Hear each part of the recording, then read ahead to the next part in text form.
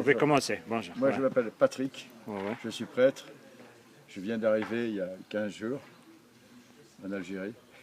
Je vais passer normalement 1 an ici. Voilà. Parfait. Et donc, je voulais être accueilli par vous. Si vous voulez bien, on va commencer la visite. Voilà. Alors, dans la visite ici, vous avez la partie du jardin à l'entrée, en sachant que la grande tradition des moines, c'est à la fois de prier et de travailler. Deux grandes intuitions des moines, prier et travailler. Et la journée des moines est ponctuée par 7 moments de prière. Matine, souvent à 4 heures du matin, après l'aude, tierce, sexte, nonne, vêpres et conduit.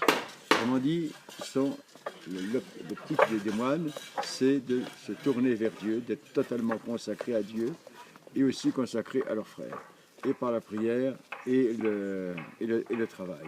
Une dimension très forte de la tradition des moines, notamment des cisterciennes, c'est l'hospitalité. Dans toutes les abbayes, il y a l'aspect d'hospitalité. On accueille l'étranger à l'abbaye, considéré comme sacré, comme envoyé de Dieu, et notamment par la prière. Alors, des gens viennent, il va passer une journée, 2 jours, 3 jours, mais seulement pour prier, pour se recueillir, rechercher le sens de leur vie, participer à la prière des moines, et c'est cette optique-là. Ce bâtiment-là, qui existait avant l'arrivée des moines, donc avant 1938, sert aujourd'hui à accueillir des gens qui vont passer quelques jours pour prier. Voilà. Là, ici, vous avez la chapelle. Une chapelle, voilà. Oui. Alors avant, ça n'était pas une chapelle, c'était un chai. Les chais, c'était là où on mettait les réserves de vin. Donc c'était des barils, d'immenses tonneaux de vin qui étaient ici. Et en 72, ce lieu qui servait à mettre le vin a été transformé en chapelle par les moines. Voilà. Alors, si vous voulez, on va passer par ici maintenant. Oui, allez-y. Enfin, on peut jeter un petit coup d'œil là quand même. Excusez-moi. Ouais. Là, vous avez la statue de la Vierge. Voilà. Ouais. Parfait. Il y a une autre statue plus haut dans la montagne. Bon, Notre-Dame de l'Atlas. Je vous laisse parler, hein? Ah, c'est bien. Bien sûr. Je ne vais pas intervenir. Ceci, donc c'est une. Avant, c'était là où on mettait les réserves de vin.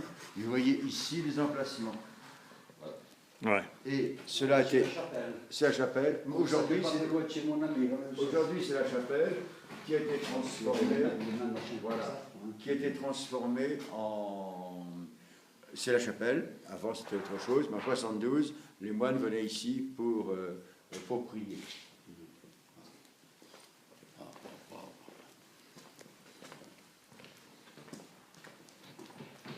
Regarde. Donc là, ici, vous avez la. C'est beau. Donc là, ici, vous avez la chapelle proprement dite. Tous les matins, tous les soirs, on prie ici. Ce soir, il y a la messe à 6h30. Ce qui sert d'hôtel pour faire la messe vient d'un ancien coffre de Kabyle. Les gens y mettaient leurs vêtements, je crois. On peut accéder? Oui. Je vais vous montrer aussi bon, il y a un petit peu en arrière. Là, ici, on a mis les photos des 7 moines Oui. qui ont été assassinés. Ouais. Ah, là, là. J'ai déjà. Ouais. J'ai déjà pris leur photo. Alors, le frère Christian était le supérieur, l'abbé, le supérieur de la communauté. Et là, ici, vous avez le frère Luc, qui était très connu de toute la population du village. C'est lui qui était le médecin, Ouais. qui passait son temps à soigner les gens. On dit que des fois, il avait jusqu'à 100 et 150 malades à soigner. J'ai déplacé aussi. C'était frère Luc, et les gens souvent l'appelaient Friluc. Friluc. Ou Frilou. Voilà. Donc c'était le moine côté. Oui, je vais prendre des photos. C'est une Bible en langue arabe. En langue arabe, oui.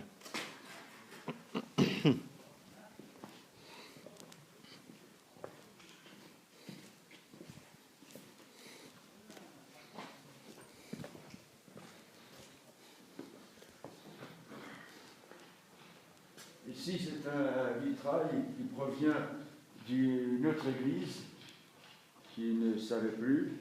Donc ici, au centre, il y a l'image de la Vierge, et puis avec des 4 motifs différents.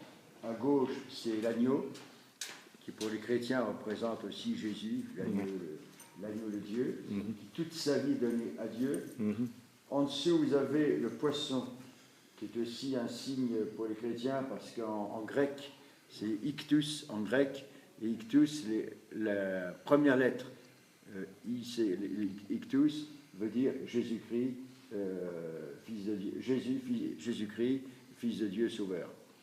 Sauveur, ouais. C'est une chapelle. Là, vous avez le pélican, mais qui est à l'envers, signe un peu de celui qui donne sa vie par amour, qui donne ses entrailles, qui donne sa vie par amour.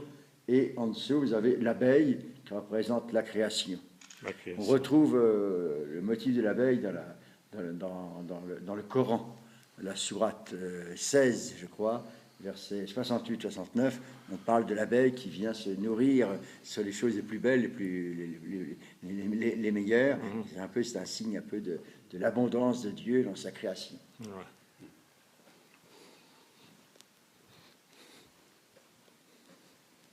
Donc là, c'est ici qu'on fait la messe tous les jours.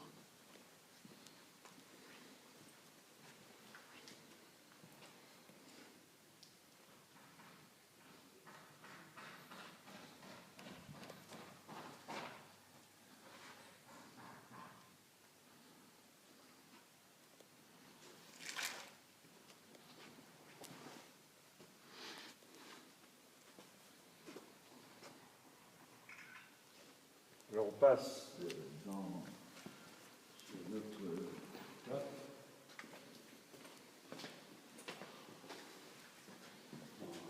Du bénisse. Là, c'est la sacristie.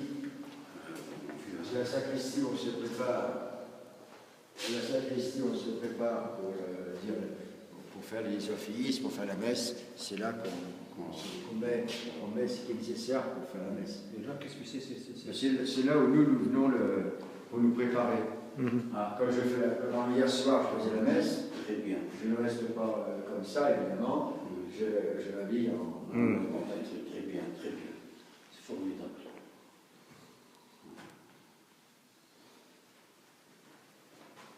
Mais ça a été restauré, hein?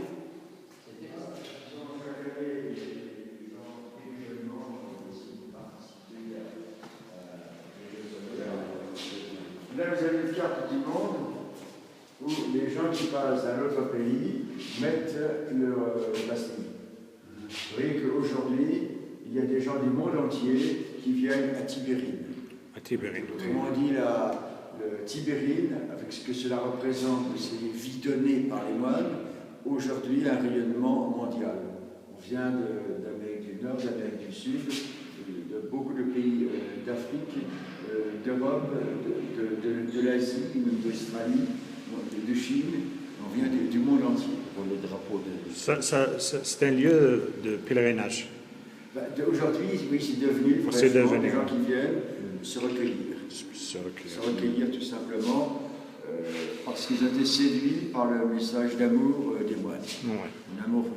Parce que vraiment dans la perspective des moines de Tibérine, il y avait cet aspect de vivre le dialogue chrétien-musulman. La conviction, c'est que la religion musulmane est un chemin vers Dieu, nous sommes aussi un chemin vers Dieu, et que nous avons à gagner à dialoguer ensemble.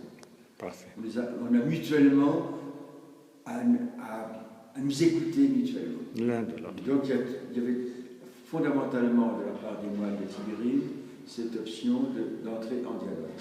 Et qui rejoint aujourd'hui la position la plus officielle de l'Église catholique, très encouragée par les papes successifs d'être en communion de dialogue interreligieux. Parfait.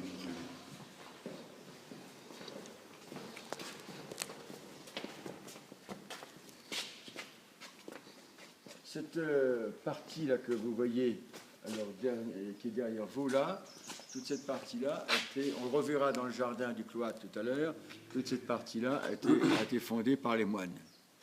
Toute cette partie-là a été fondée par les moines. y compris tout ce que vous voyez ici, ils ont édifié une église. Et mais cette église ne sert plus parce qu'aujourd'hui elle est en trop mauvais état. Donc, il n'y a pas assez de moines, il n'y a pas de moines aujourd'hui. Donc elle est en trop mauvais état, mais ils avaient construit donc, cette église. Et cette partie du cloître-là, elle était réalisée aussi par les moines, comme l'autre partie du cloître aussi. C'est large. C'est vaste, mon Dieu, c'est vaste. Ici, cela existait avant l'arrivée des moines. Avant 1938, ça existait, en 1870, ça existait. Et les premiers moines arrivés ici en 1938 l'ont fait une chapelle. Et ils y ont mis les cloches. Voilà. Les cloches, 38. Mais ensuite, ils n'ont plus utilisé ce lieu-là. Et entre-temps, ils ont construit cette église. Et c'est là que les moines priaient. Mais en 1972, ils ont quitté ce lieu-là qui était trop difficile d'utilisation, et c'est là qu'ils ont utilisé la chapelle que nous venons de visiter. D'accord. Et là, c'est une chapelle là aussi, là. Ici, là. Au début, ça appartenait aux colons, avant 1938. Ah, d'accord. Mais quand les moines sont arrivés, ce lieu-là, ils en ont fait une chapelle. Ensuite, ils ont construit cette église, et donc et ce lieu-là a cessé d'exister comme chapelle. Aujourd'hui, ce n'est plus une chapelle.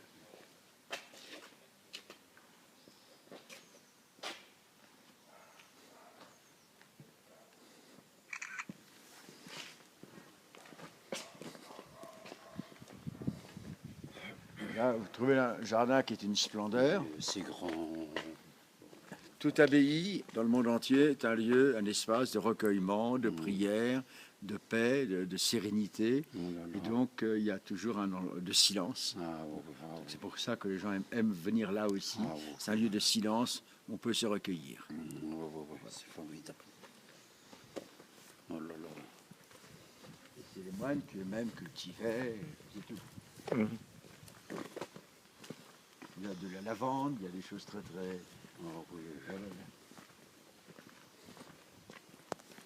Oh là là, c'est... La seule chose qu'on entend, c'est le bruit de l'eau. On va avancer, on va avancer vers la source. La nature. Ah oui.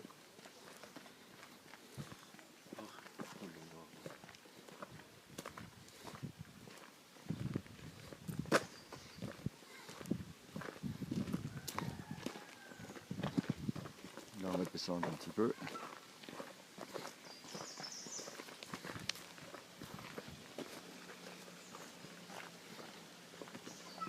Donc là, on descend d'une part vers la source et tout à l'heure vers le cimetière. Là, vous avez une très belle une statue de la Vierge avec Jésus, son enfant. Myriam et Aïssa, je crois. Ouais. C'est ça. Et ici, cette eau qui est très très pure. Nous-mêmes, on boit de cette eau tous les jours. Les visiteurs peuvent boire de l'eau aussi, elle est très pure, très bonne, très bonne pour la santé. Parfait. On pourra en goûter, hein? L'eau, elle vient de la montagne. Vous voulez que je la tienne? Oui, si vous voulez bien. Elle doit être pure, cette eau. Elle est très très pure. Nous-mêmes, on ne boit que de cette eau-là. Nous-mêmes, on ne boit que de cette eau-là. On va goûter. Oui. Vous me prenez, hein? Je vous prends en même temps. Voilà. Voilà.